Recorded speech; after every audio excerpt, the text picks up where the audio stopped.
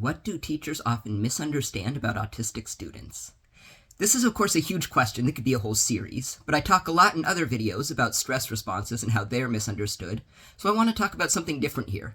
Situations where teachers might think that a student is being hostile and disrespectful, when the student is actually just on a different wavelength and might even intend to be friendly. The double empathy problem is a term to point out that empathy goes both ways. It's not that autistic people have a unique difficulty with perspective taking, but rather it's normal for people with very different experiences to have some trouble understanding each other. There's been research showing that autistic people often understand each other just as well as neurotypicals understand each other. The problem starts when you're trying to communicate across basically a cultural barrier.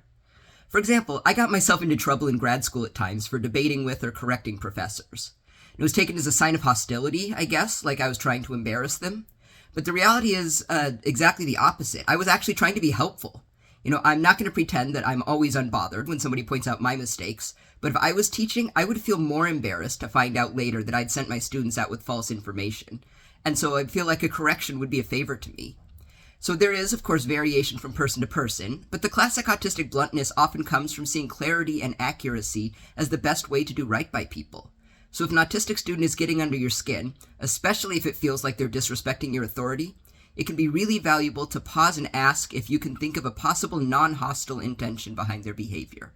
You can offer gentle guidance if their efforts aren't landing in this particular context, but please think of it as helping them to learn the local language rather than as setting them straight. We cover topics like this in our professional development sessions. Visit socialcipher.com to learn more.